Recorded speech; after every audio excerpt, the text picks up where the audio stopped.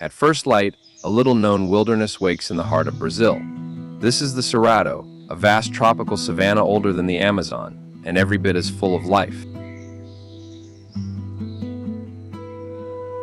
From the air, the Cerrado looks like a patchwork quilt: open grasslands, scrubby woodlands, and corridors of forest tracing hidden streams and rivers.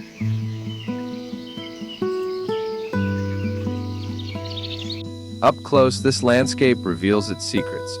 Thousands of plant species live here, many found nowhere else on Earth, woven together in a dense, living tapestry.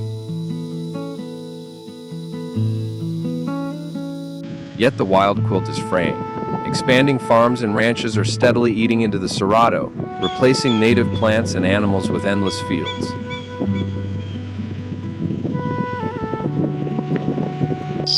As night loosens its grip, the Cerrado's most elusive hunter begins to fade from darkness into the pale light of morning.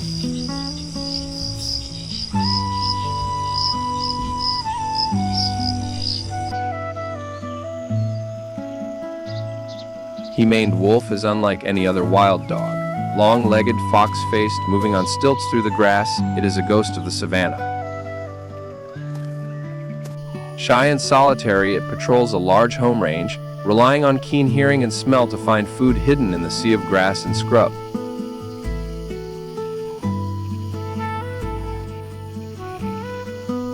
Those towering legs lift its sensitive ears above the grass, scanning for the faint rustle of rodents, birds, and frogs that betray themselves in the undergrowth. But this hunter has a surprising taste. It is also a fruit eater, feeding on the so-called wolf apple and other wild fruits that dot the dry plains.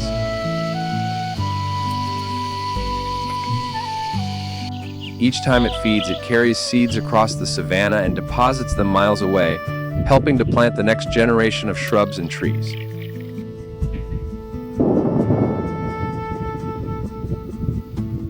Predator and gardener, the maned wolf binds together plant and animal worlds, a living thread stitching the Cerrado's fragile patterns.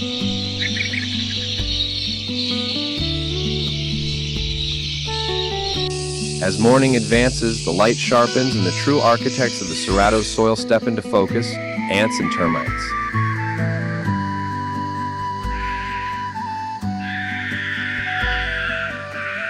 Millions of tiny workers build and maintain these mounds, ventilating the soil, cycling nutrients, and shaping the ground beneath every step.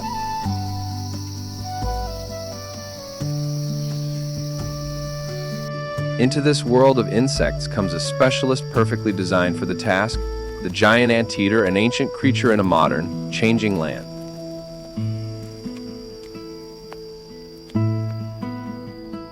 With powerful claws, it opens the hardened earth, then probes with a tongue as long as your arm, harvesting thousands of ants and termites in seconds.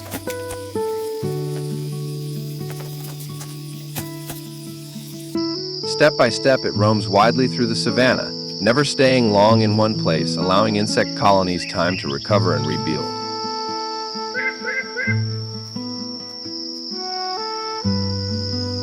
But new dangers crisscross its path.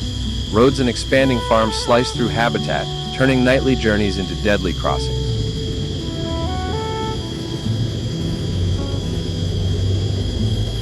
For slow-moving animals like the anteater, a single moment on the tarmac can be fatal, a reminder of how fragile their hold on this landscape has become.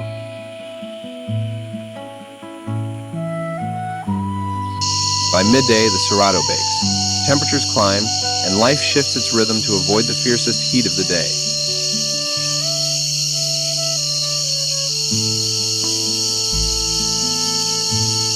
In this dry season world, lines of palms betray hidden water. These are Buriti swamps, life-giving oases scattered through the savanna.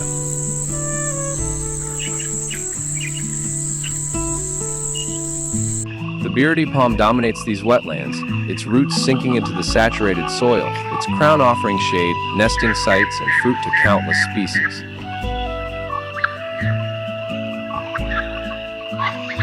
Heavy clusters of fruit ripen under the sun, rich in oils and sugars, drawing animals from across the surrounding grasslands.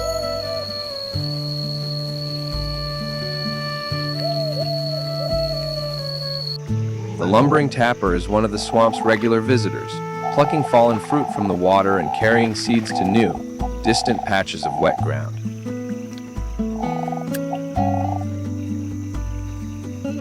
Herds of peccaries follow, churning the mud and scattering seeds, their constant foraging reshaping the structure of the swamp's edge.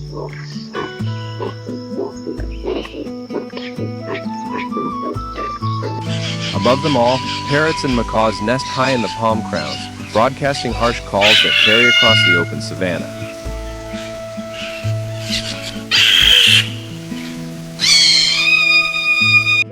Even below the surface, the Buriti's bounty is felt. Fish feed on the fallen fruits, transforming palm energy into movement through the water.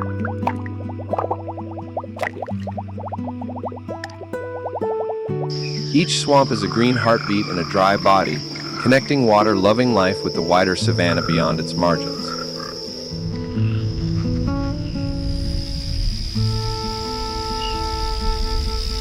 As the sun begins to sink, activity stirs again. Insects, reptiles, and small mammals take advantage of cooler air to feed and move.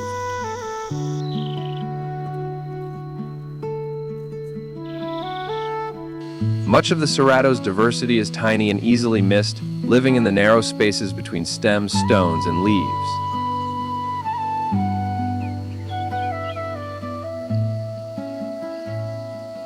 Ants ferry leaves and seeds along invisible highways, aerating the soil and redistributing nutrients with every short, determined journey.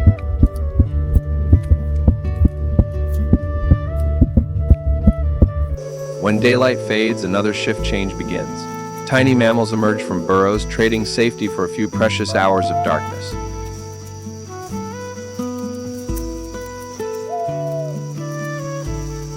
Night-blooming flowers open to the cool air, their scents drawing moths and other pollinators that work the late shift of this living factory.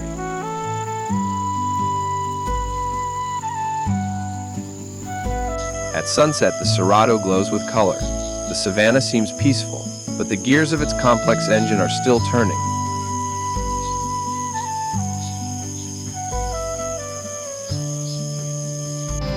Even under the stars, this is a working landscape, shared between wild creatures and the growing presence of people.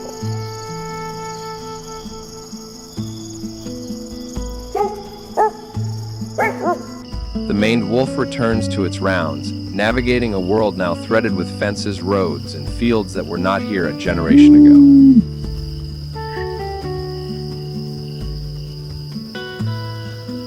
Its path must now weave around boundaries it does not understand, skirting farms and fences as it searches for the last quiet corners.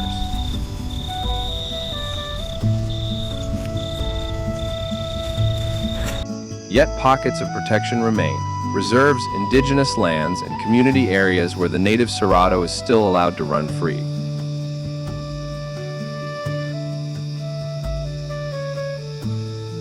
Scientists and local guardians walk these lands by night and day, counting species, tracking threats, and fighting to keep this biome alive. Não sei ainda.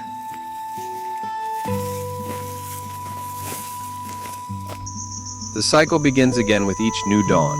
For now, the Cerrado still breathes, still wakes, still sings its quiet, intricate song.